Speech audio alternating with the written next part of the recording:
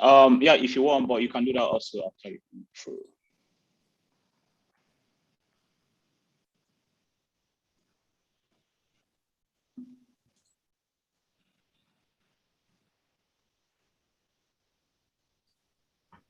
Yeah, hello guys. Welcome to today's section. I'm glad that you guys tuned in for today's workshop, which is going to be, the topic is going to be how to pitch to investors and fundraise for your crypto project. So I'm Okoro Emmanuel, the operation lead of Xend Finance, and I'm very, very happy to introduce our guest today, which is from Mapleblock. So we'll have with us Aakash Gupta. So Aakash is the research analyst for Mapleblock, and he's also like an investment associate. But before joining Mapleblock, he's done internship with some startup company before, and he's also like worked a little bit with other big VCs like Sequoia and others. So Mapleblock is like a big investor in the crypto ecosystem. They've invested in a lot of projects, and they are one of the key investors of Xend Finance. So also one of the major projects that they've invested in before have been like Polkadot, which all of us are aware of. So in today's section, we're going to learn what investors are looking out for in projects that they invest, and also, the step-by-step process that it takes to, raise for your project. So I'm very, very glad to have Aakash here, and he's going to go through his presentation. He's going to take about 25 to 30 minutes. Then after that, we're going to pick up like five questions that you guys asked. Remember that there is $100 pool for the 5 questions that will be picked.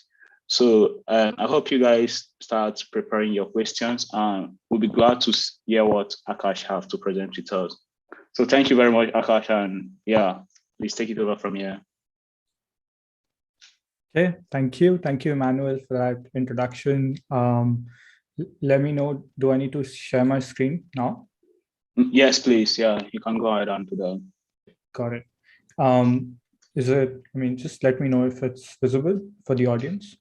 Yeah, it's visible. Got it. Perfect. So hi guys, hi everyone who tuned in for this workshop.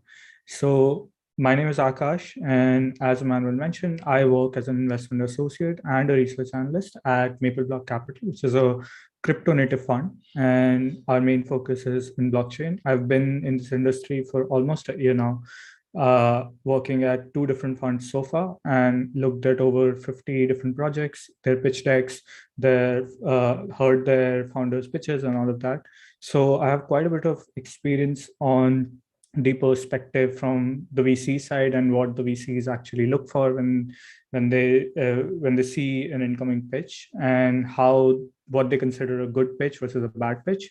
So in this presentation, what I'll do is I'll essentially take you guys through sort of a checklist that you could use in your, like, a mental note when you're ready to go to the VCs for a funding, and make sure that you have these particular things in place about your company, and a few pointers and a few insights around how VCs think and operate. And using that, hopefully you guys can easily crack funding from a lot of good VCs that you want to. So basically the presentation will be divided into 2 parts. The first will be the preparation phase, the second being the presentation phase. So the preparation phase is essentially everything that happens before you start the process of pitching to VCs, because that's its own process. And once you understand the process, it has its own nuances, and it's fairly easy going forward. But the preparation phase requires a lot more, because this is when you're actually setting up your company, you're validating your idea, you're deciding what's good, what's not good, and all the work that you put in before you can say that you're ready for a fundraise. So in the preparation phase, the first thing that VCs you should be focusing on is the fundamental idea behind your company. So what this essentially means is that you should have a very clear idea of the exact problem that you want to solve within this space.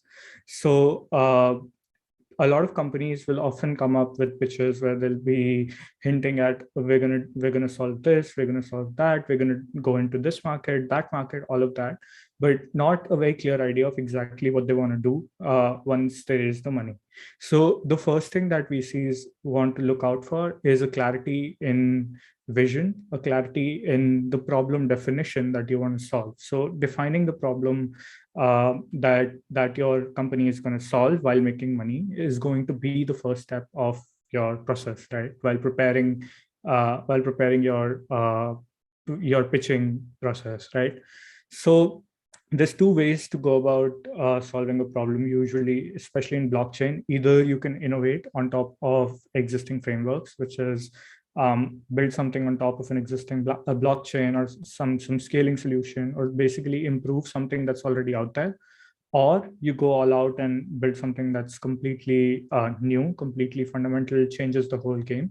And the way you go about solving this problem is going to matter a lot, because if you're doing something on top of existing frameworks, the best way to go about it is to talk to the people who are already part of those ecosystems. So for example, if you're building something on a particular blockchain, a good way to be seeking funds is to probably seek grants from the dev funds of that blockchain. Talk to the founders, talk to the developers, talk to the leaders of that ecosystem, and understand how your project can fit into that. But if it's a completely different paradigm, you have a whole different beast on your plate, and this is going to require a little more effort compared to your other type of startup where you're building something on top of an existing framework. So it's not necessarily hard if you're doing something completely new, but what's hard is to get across the idea that what you're building is provably superior to what's already out there. So that would be basically the problem part. The second is the vision part. So all VCs, ideally, when putting in money in these companies, want to look at a moonshot startup. Like as a VC, we want to see our money being put into a company that's going to be potentially be a unicorn someday, because 99% of startups fail, and a lot of VC funds, like I said, a lot of VC funded startups fail as well. So the 1% that do succeed should do it gloriously, should be a moonshot, right? So having a good long-term vision, long-term visions are typically vague, but at the same time, having a strong vision and a strong idea of where you want to see your company like 5 years, 6 years, 7 years down the line, and how you see the market is extremely important, and something that's going to be an integral part of your story while talking to a VC.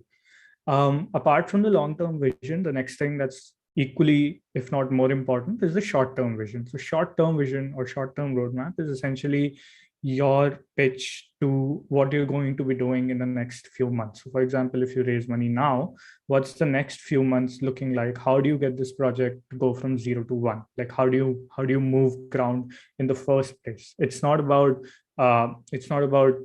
fulfilling the biggest promises that you make in your long-term vision. It's about getting your company off the ground. So that's equally important of having a robust short-term vision of things, goals, and sprints that you have in place that you want to do to get your company off the ground.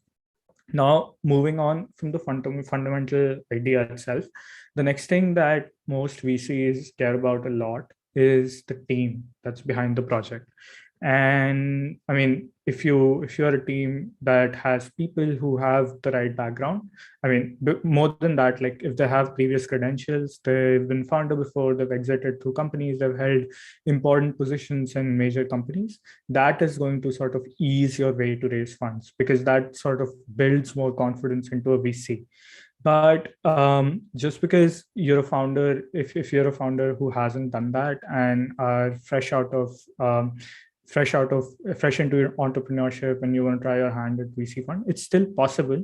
It's just that you're going to have to be you have to really show yourself that even though you don't have that proven track record or pedigree, you still have the tenacity to pull it off. So past credentials are very important, and if your team has people who have good past credentials related to the problem that you want to solve, that's a plus. You should always have that. Then background is equally important, not just credentials. So whatever you're building, the people building behind it should have the right background. By this, I basically mean the right skill set, right? So if you're building something that's very deep tech, core engineering, you're building, say, another blockchain that has much higher throughput or something, ideally the founding team should have engineers with deep programming roots, right? You wouldn't want like a marketing guy to be spearheading a project like that. So that's about the founder project fit, and then the team composition itself. So this again depends on project to project, but ideally VCs look for teams that have a diverse set of skills. So if one founder is good at a particular thing, which is, say, coding or anything, the other founder should be good at people skills, say marketing or sales, or any other skills that you require to grow a successful business. So complementary skills are always welcome, and within that, how much share of a particular skill is required depends on the project. So if your project is a marketing heavy project or something, then obviously you need people who have good experience doing that, getting the word out. But if your project is core tech, then obviously good engineers with good background becomes more important. Now, the final question that VCs would want to know about a team is if this team is ready to play the long-term game. So the long-term game is basically, especially in the crypto sphere, the idea that regardless of where the market is in terms of the price action, the founders will bear through and build basically, right?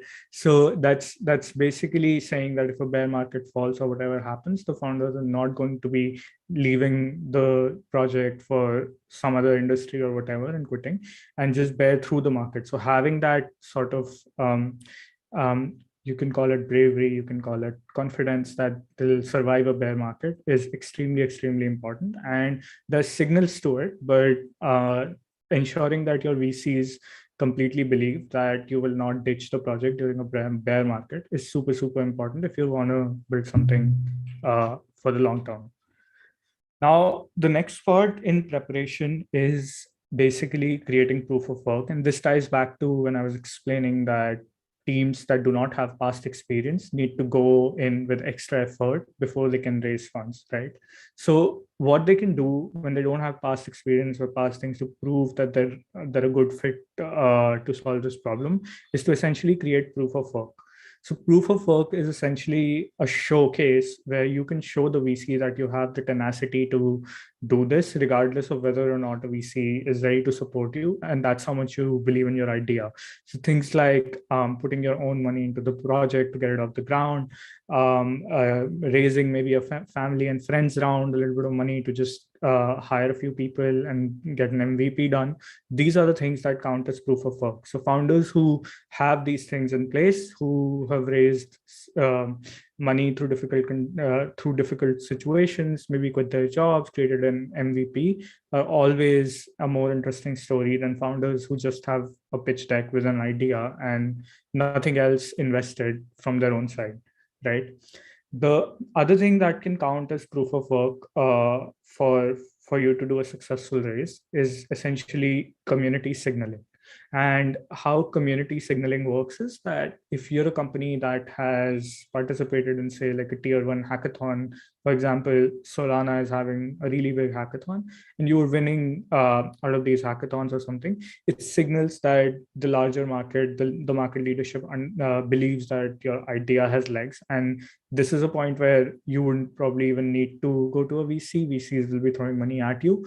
But again, this is a really great way to create proof of work. Typically, if you go into a hackathon and you win something, you also get a grant. So that's extra money without any cap table dilution. So again, it's just a win-win. So something that's highly highly sought after by most VCs. The other thing that you can do is obviously speak to industry leaders, right? So I mean, this can be a challenging thing, but if you can sort of get into the connections, use your connections and get into industry leaders here and evangelize about your project, and then they talk about your idea in public, that sort of validates your idea for the VC audiences, because this is usually where these are spaces where VC people are very active. They're looking at industry leaders, what they're talking about. And if your idea is anyway validated or appreciated by these industry influencers, there's a good chance that VCs will at least notice you, if not fund you, right? So that's about creating proof of work before you start the fundraising process. The last part being creating a market thesis. So market thesis is a fundamental thing, and it's not just for VCs, it's for you as well. Because if you're about to commit your life to a startup, a few years or whatever, and build something out, it's very important for you and for the VCs to understand exactly what you're getting into market wise, right?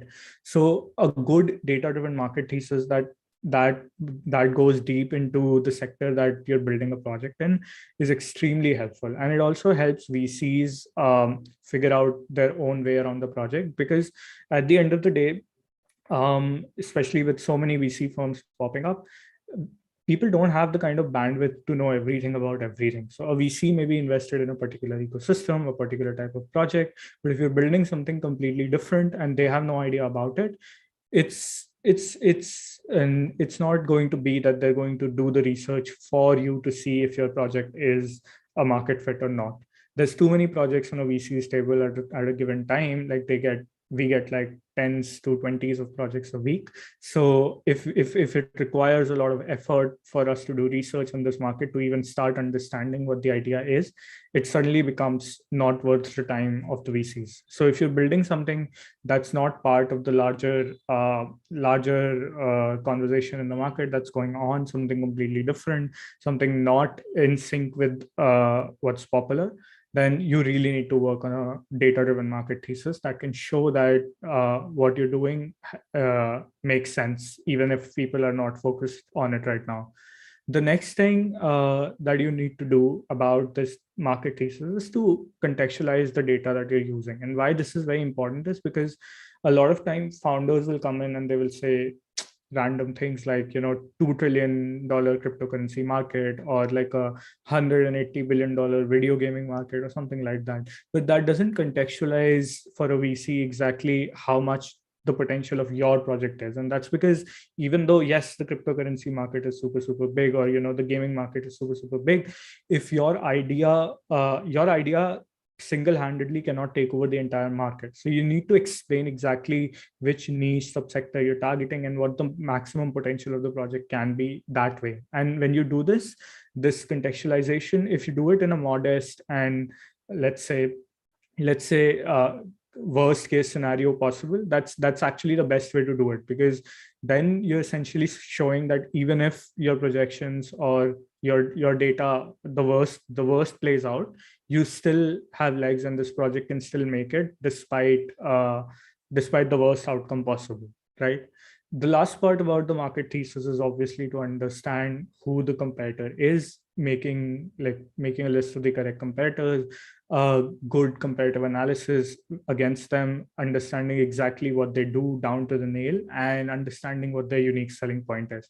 So when you have these things in place, it becomes very easy to point out to a VC exactly where your innovation lies and where you can do better than the competition that exists in your market.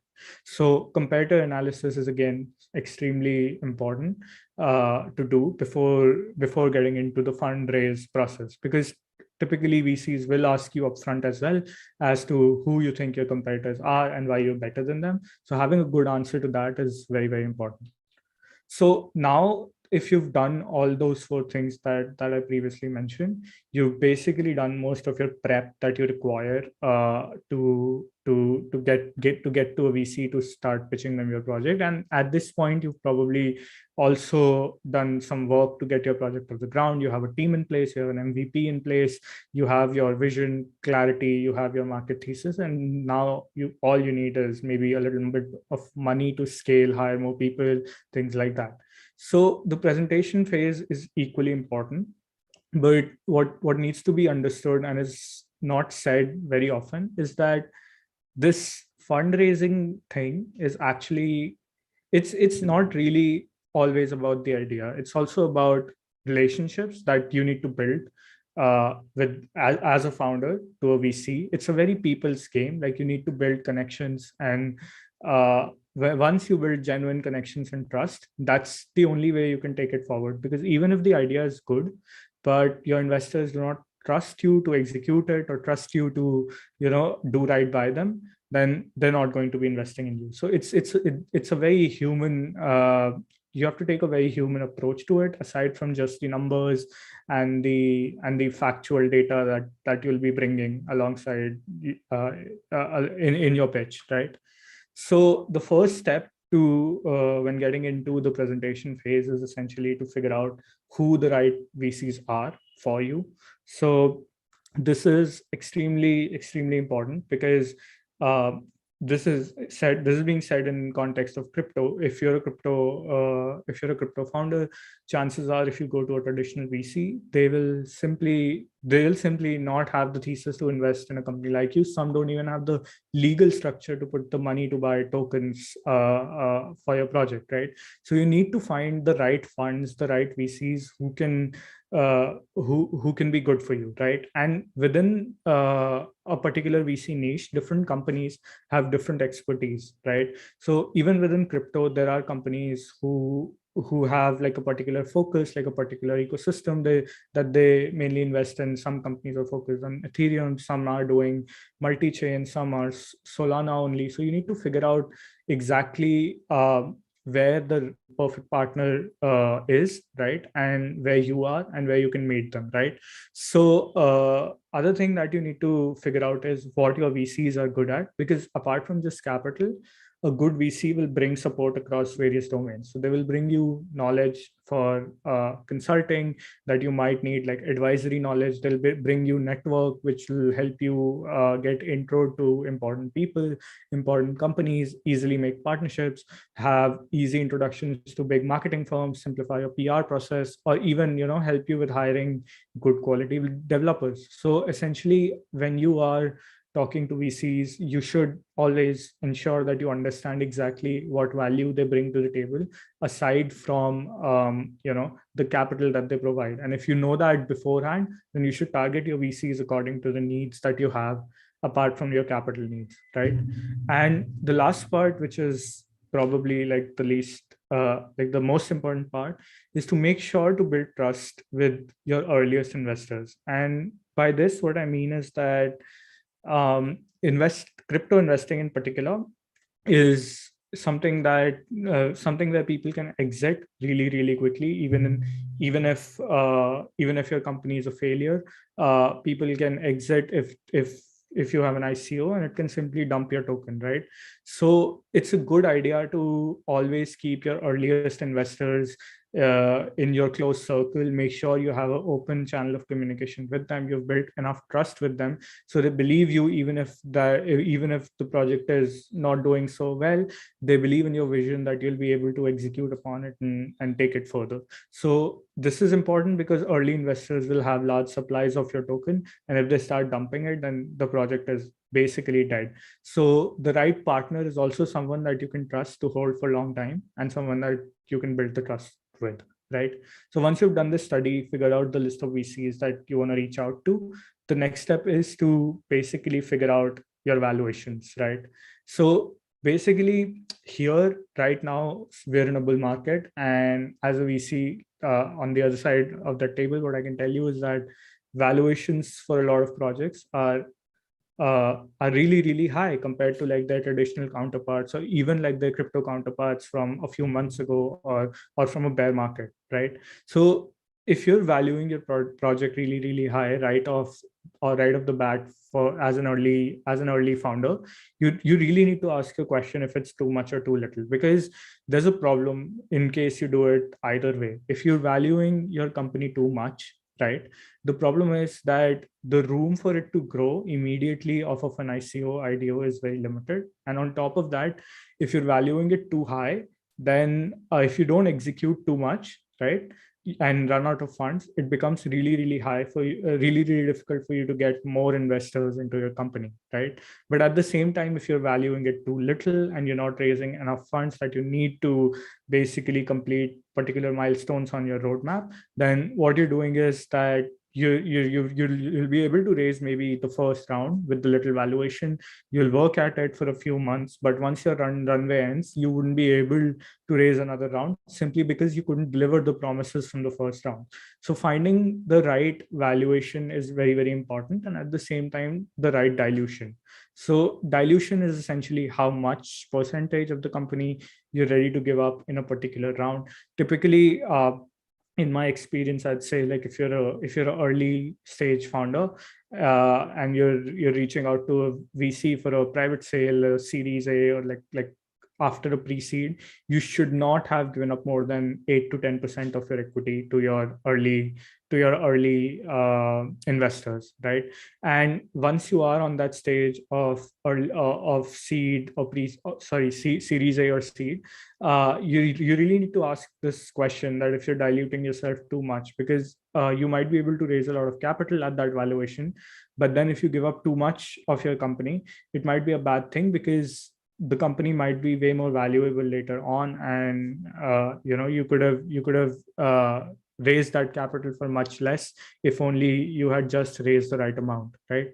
So ultimately, then this is going to boil down to doing an exercise of figuring out how much money is exactly needed for you to accomplish all the goals that you're setting for yourself, right?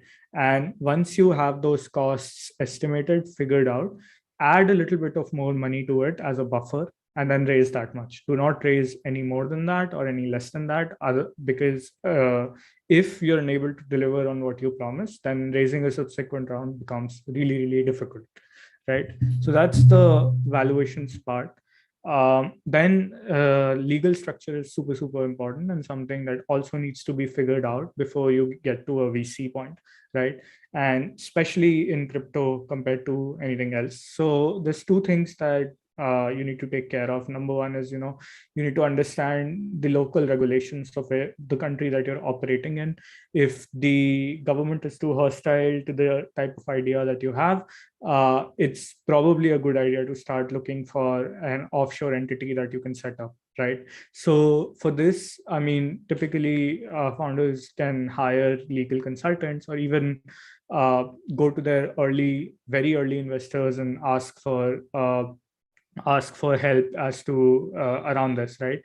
So like, to give you an idea on what I mean is that if your legal structure is not proper, it can also be a problem for you to raise a subsequent round. So for example, we operate in the Asian markets, and one of the companies that we were investing in was based out of Indonesia, and the legal entity was based out of Indonesia as well. But we sort of guided them to have a Singapore entity, and then the Singapore entity was made to be investing in the Indonesian entity.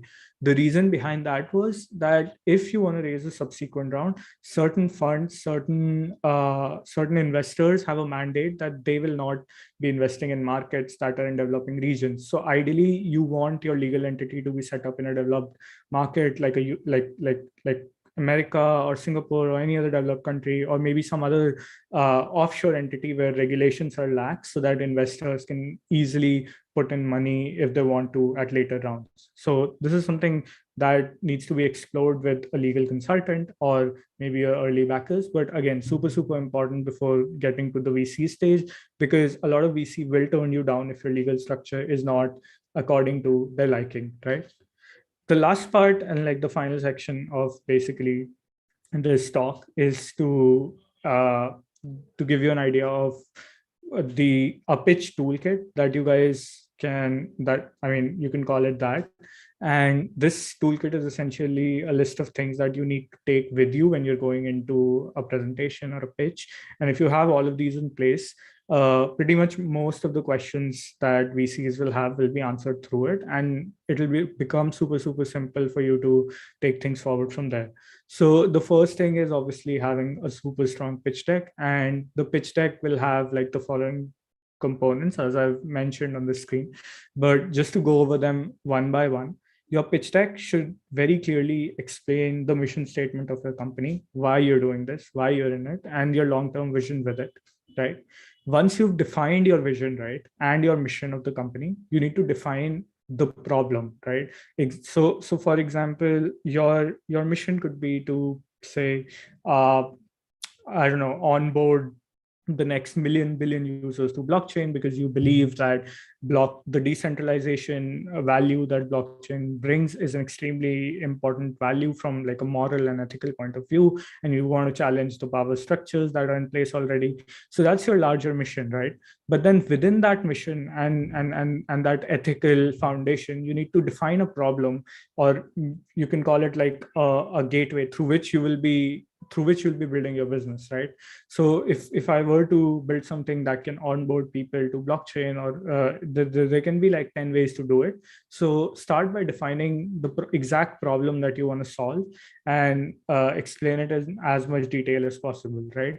Then once the problem is cleared, then comes the solution. So solution should be defined into on two levels. So one is you should explain like in how the solution will work in the short term frame, and how it will work in the long term frame. Because long term frame, typically if you've succeeded the short term phase, you have less limitations, you have more money, you can do more of what you want to do. But in short term phase, you're constrained by a lot of resources.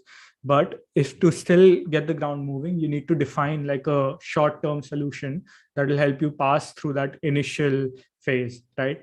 Then comes some very standard things that need to be in place. Basically, a well-defined business and revenue model. How will your company be making money? Projections. So projections can span across revenues, the number of users that you'll be acquiring, your burn rate for your company. I mean, for a lot of startups, getting all of this can be really, really hard. I'm just giving you like a full picture of everything that VCs typically expect. And if you can give them all of it, then that's probably the best case. But I understand that in a lot of cases you won't be able to give it because just how the industry is right now and how the businesses are. Then obviously the go-to-market strategy is very, very important. And this is also similar to like your immediate and long-term roadmap.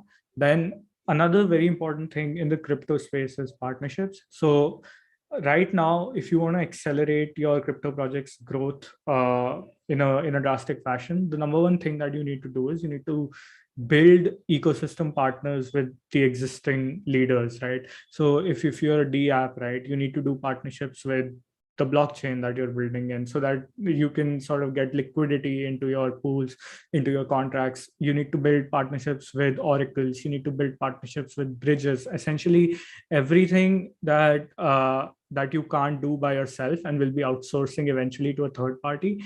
You should have good partners for that in place. If you're an NFT project, you should have some connect with the decentralized storage companies that will hold your images and JPEGs into their servers, right? So a good detailed vision for the partners that you want in your roadmap should be there, and how you'll be making those partnerships is also equally important, right?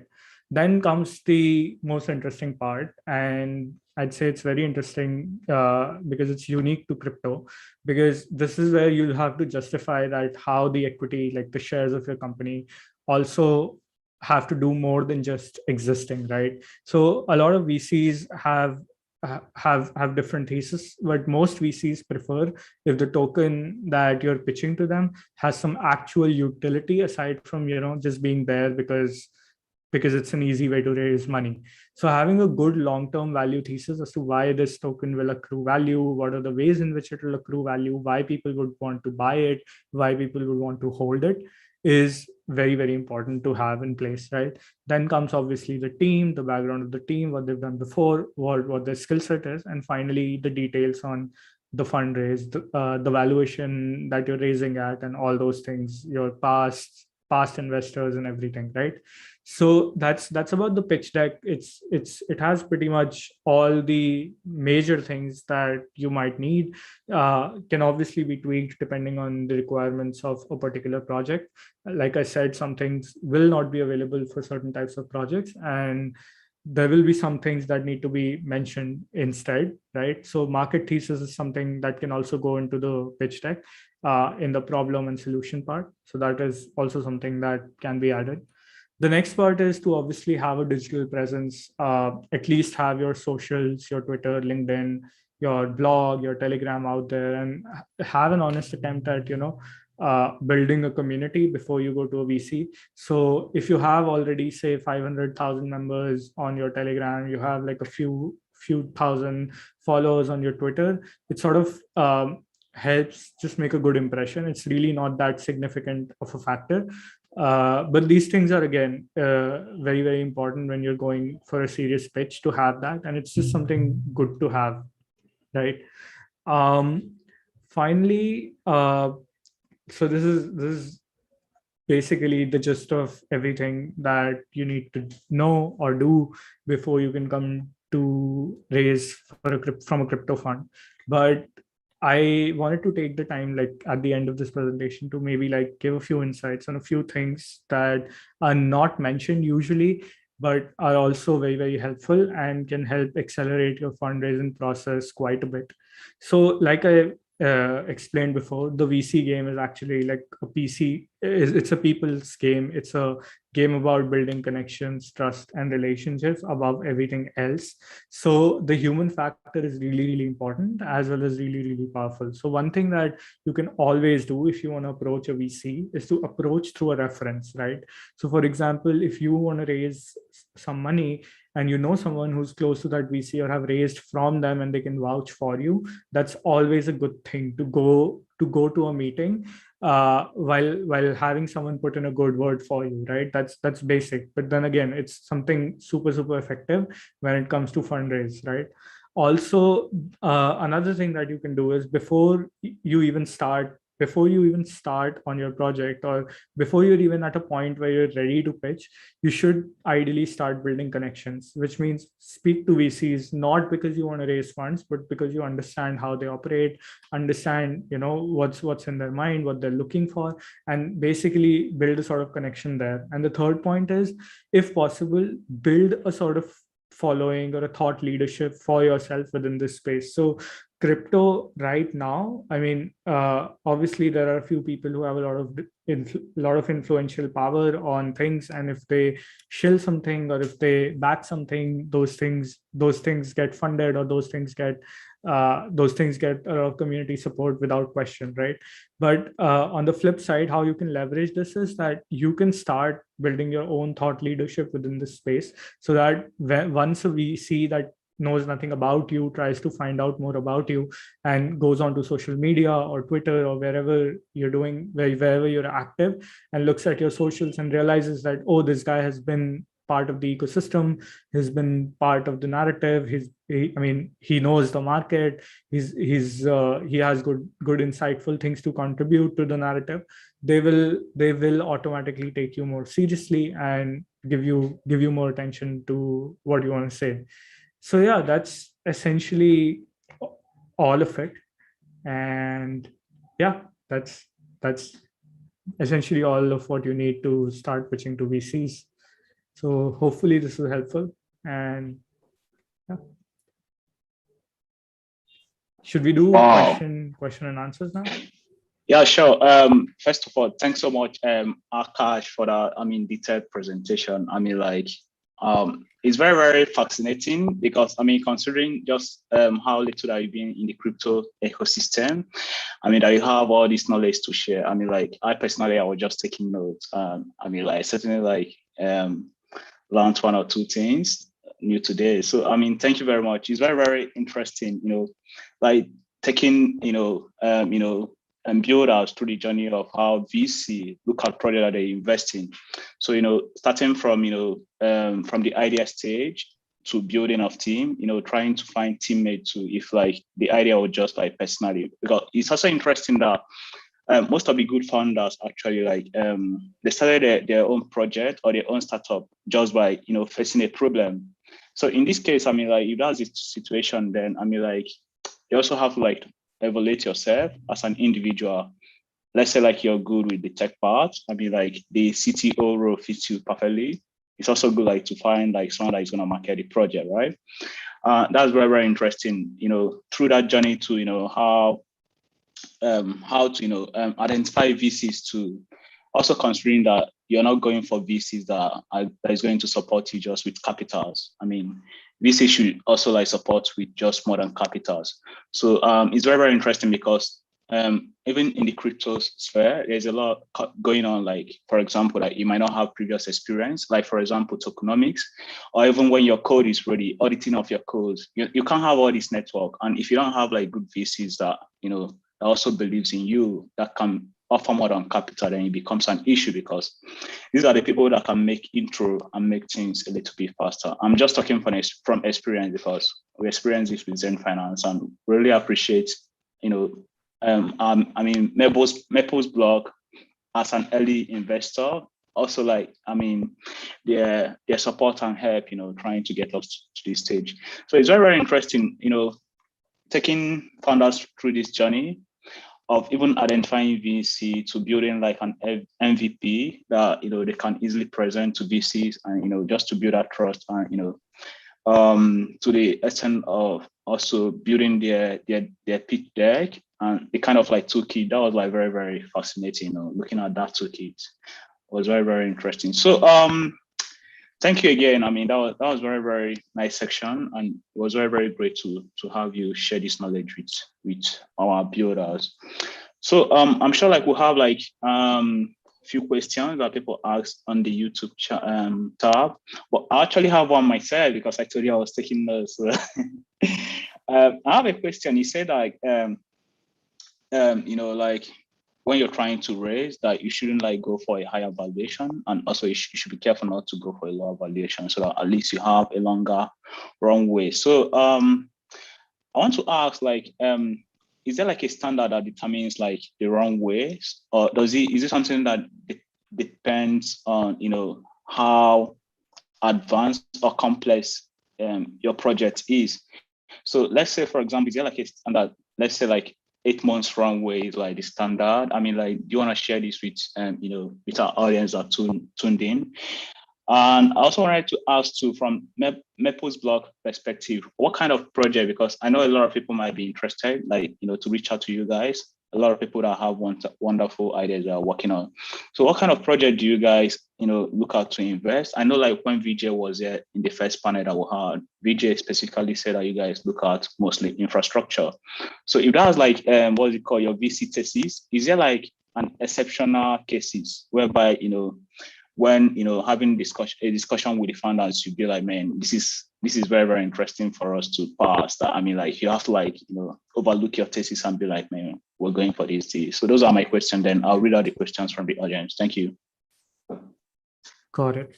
So I mean, just to be sure if I've got the questions right, you first wanted to ask me about the valuation thing, like how to find the right valuation, and does it depend on the complexity and how we look at it? And the other one around the Mapleblock thesis around what we invest in, right? Are those the two questions? Yeah. So the first question actually, like, is there like a standard for a runway? I mean, if you're looking at a valuation based on runways, so I mean, like, how much runway should like founders look out for? Is it, let's say, 10 months, or is it something that depends on how complex your project is? Right. So one thing is, obviously, like I said, you need to account for the amount of money that it's going to be required for you to get to the goals that you have set up for yourself before your next raise, right? So that is one thing that's probably going to be the most important thing. But when it comes to runway, I think like the standard in most deals is to have like 22 months or something like that. But in crypto, it can be a little lower, and that's because it is expected that within a few months, a lot of companies will go for a public sale or an ICO, and that will increase their valuation automatically by a lot. So sometimes crypto runways can be a little smaller, like a year or something. But I think having a 2-year runway is, if you're in it for the long game, is always a good thing, right? And why the valuation thing is really important, like I think I wanted to share one more point on it and I couldn't, is that the life cycle of a typical crypto project is this, right? You raise a seed round, you raise another 1 or 2 rounds, and then you go for a token sale, right? At whatever valuation you go for it. From that point onward, your project is now in the hands of the community. The public is also trading it, and as unlocks are happening, more and more people are getting your token in the hand, right? So what should happen is, I mean, the best crypto projects, in my opinion, are projects that have created a lot of wealth for the early investors, right? So if you go in and you do your seed sale or your private sale at a very high valuation, you do like a 50 million seed, you do like 100 million public sale, then the amount of wealth that your community will generate through your project will not be that much. Even if your project reaches like a 500 million market cap, it's a drastic difference compared to if your public sale is at 100 or 50, right? So if your early backers, your early community who are basically blind trusting you to execute this, are not making a lot of money off of your project, then chances are they're going to lose interest and you're going to lose that community factor. But if you do the opposite, if you decrease your valuation a little bit and operate in a manner that your early backers make a lot of money off of it, suddenly you have an army of people who are ready to vouch for your team, vouch for your project, and going to basically do word of mouth marketing for you. So this is like a very interesting thing in crypto in particular, because companies basically go public really, really early, right? So that's on the valuation side. And as far as Mapleblock, I think like the core of our thesis is that we like to align with projects where we believe that we can actually bring some strategic value add to them. So like you mentioned, yes, like we're part of a lot of infrastructure projects, but if we see a project that is building on top of that infrastructure and could really leverage the strategic value or the connections that we have within that ecosystem, then we can happily consider funding that project as well. So it's less about the sector. We're actually very sector agnostic. We invest in games, we invest in DeFi things, we invest in blockchains, Web3, but it has to align into the thesis that we as a team should be able to add value beyond just capital to that project, right? Whether it's in form of networking, whether it's in form of marketing, or whatever it is that they need. So yeah, that would be my answer. Yeah, thank you very much, Aakash. That was very, very in depth actually. Yeah. Thank you very much for that. And I think like I wanted like to add on the first question that we had Yele Badomosi give a talk on GameFi sometime last week. He has like a workshop. He had a workshop section, and I remember him saying that like the investors, be like the retail investor, be like the institutional investors, they are all like stakeholders that have interest in your project, and everyone is looking out for the return on investment. So it's always good like to have that kind of like valuation whereby at least these people have like a whole lot of return on investment, and this is when like they becomes your army. I mean, it's very, very interesting to see like you guys have the center, because Yele Badomesi have been like actually the head of director for Binance Africa, that have been getting projects for Binance Lab cohort when they were still active. So that was a very, very key point, and I find that very, very interesting. Yeah, so let's go direct to the questions that people were asking on the YouTube live stream. So I'll read the questions out for you, then you share your answer and your thoughts on those. So yeah, the first question is this. The question is from YouTube username Shaka. So he's asking, how can you build trust with your early investors? That's very interesting. Yeah, Aakash, please. So yeah, I mean, the first thing that I would suggest is, obviously, like I mentioned in my proof of work slide, the more proof of work you have in the project, like the more commitment that you've shown to your own idea by investing in it, by building an MVP, doing hackathons with it, that makes you more trustworthy because investors want to see that you're committed to the project. But beyond that, if there are some ways which I could maybe suggest you, is that you should speak to investors outside of the fundraise process as well. So, which means that you may not be raising money, but you're still talking to them. You're making that sort of human connection first and not approaching them simply for fundraise, right? So what I mean is that if you're in touch with an investor, you can ask them questions on things, you can get your idea validated, you can ask your opinion on them without ever asking them for money, right? But then a few months down the line, when you're actually ready for the point where you can where you want to raise money and you go back to that investor, they're probably going to treat you better because they already sort of know you from your interactions before. So I'm saying, like, stretch your interactions outside of just, hey, here's my pitch deck and here's my ask and this is what I'm building, can you give me money, right? Make it more human centric, like more collaborative. The next thing that you can obviously do to build trust with investors, like I said, is have a solid profile, a thought leadership within the space, which when investors are digging into you, they can see that, oh, okay, this guy has been around, this guy understands what he's talking about. And that can be done through many ways, but like uh, typically, like, investors don't want to invest in no name founders. Like having brands name attached to you, like say you worked at like a really big DeFi project, or you were part of something that you were working for any other big project, and you can bring learnings from there to your startup. That's always something that's a bonus, right?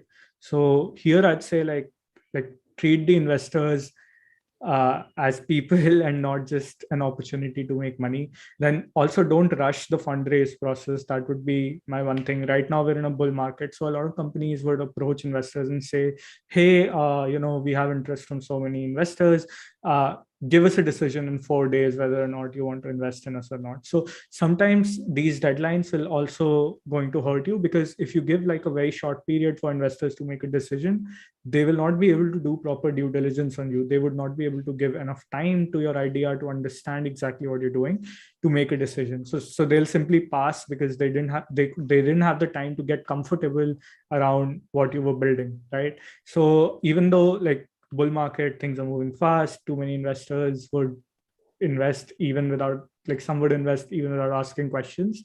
The best ones will still take their time to understand exactly what they're getting into. So that's another thing. Yeah, thanks so much, Aakash, again. That was very, very nice answer to that question. But I think if I might be in a position to add a little, I think another key way, a new founder, someone that is young, you have an idea and you want to work on that idea. Other way, you might be able to build trust, not just to an investor, but of course, like to the community that you're gonna create or be interested in your project. Is like, start writing early. I mean, so if you have like technical knowledge and if you're interested like in a problem that you want to solve, I mean, just start writing. Maybe create a personal Twitter account, write about a problem, create a Medium account, start writing, and I mean, it creates that kind of like credibility that even when people search your name, they'll be like, man, this is like this guy's idea, or this is like this guy's thoughts about this problem. I mean, they also like feel like, that you're passionate about the problem you're trying to solve. So thanks, Aakash. So we'll have one more question here. Other questions, I don't find them I don't think they are so interesting. So yeah, the second question is from YouTube name Van. Yeah, this one is interesting. So he's asking, tokenomics is something that is very important from retail investors' perspective.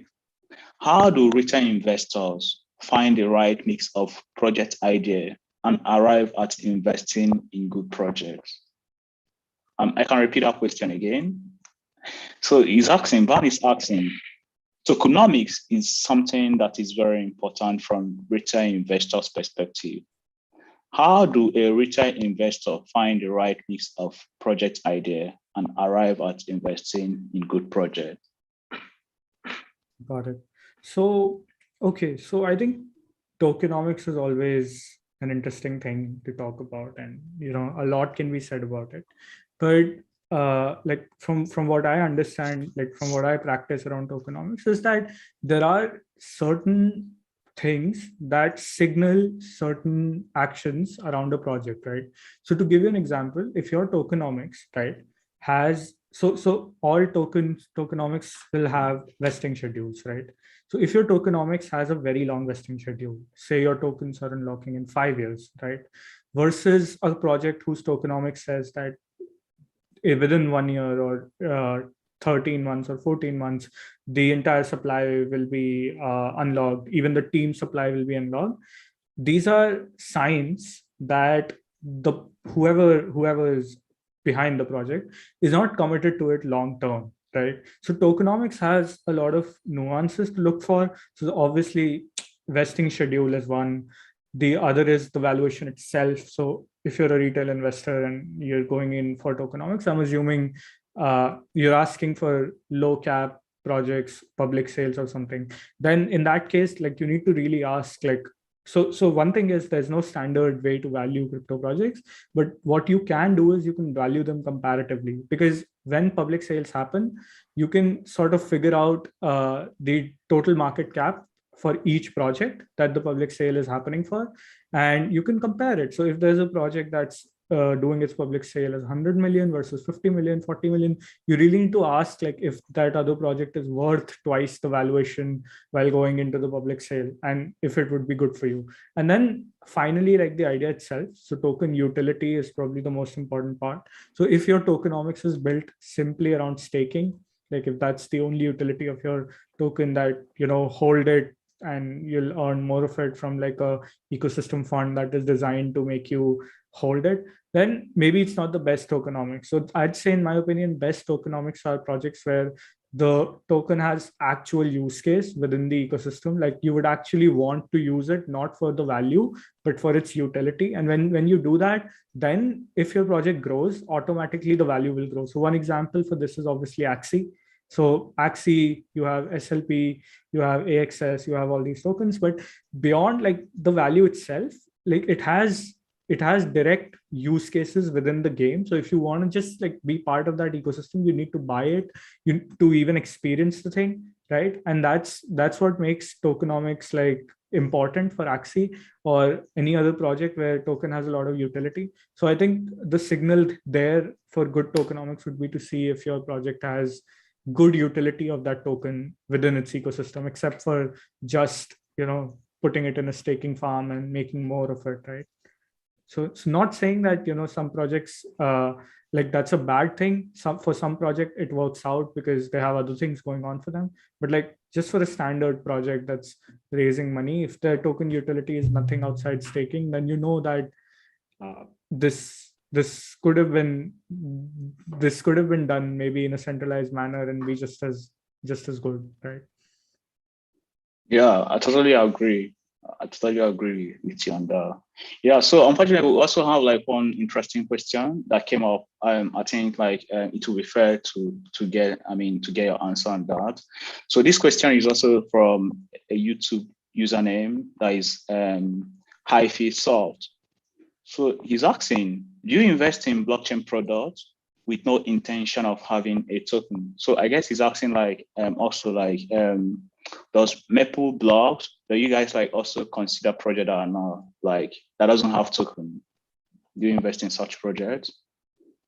So okay, I mean that's a fair question to ask, but what I don't like really understand about it is that can you even have a blockchain without a token? I mean, I think like token is a central well, it depends though. Right? It depends. Like, I mean, like, if someone should have like, what is it called? A consulting blockchain company, maybe that builds like smart contract for a third party, then I mean, like, that's like one case that I can just think about. off my head. But that's not a blockchain, right? It's a company that's working in the blockchain ecosystem, but it's not a blockchain.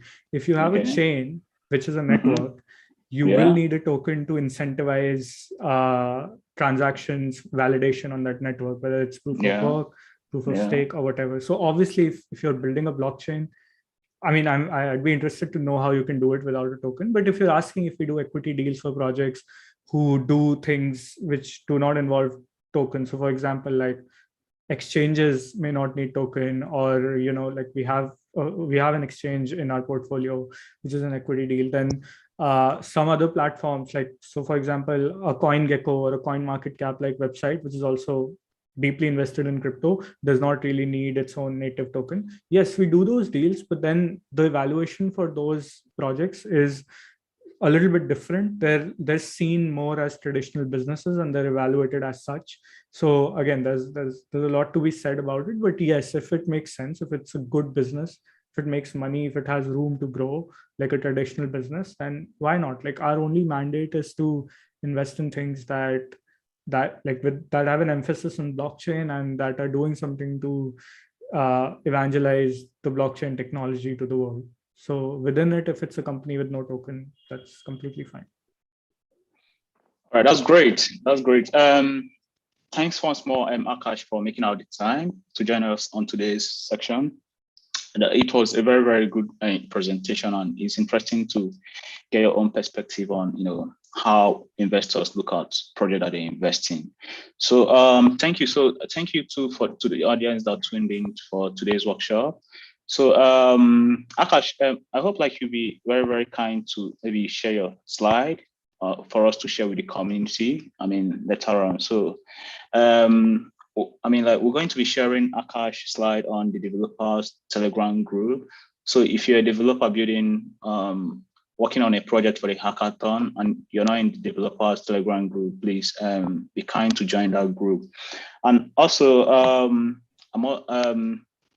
we also have like a very, very interesting section tomorrow, a workshop section that the topic is decentralized insurance. So, if you're building a project that is around DeFi, I think, getting the right information about how to secure people's funds on your project will be interesting. You definitely won't want to miss out on tomorrow's workshop.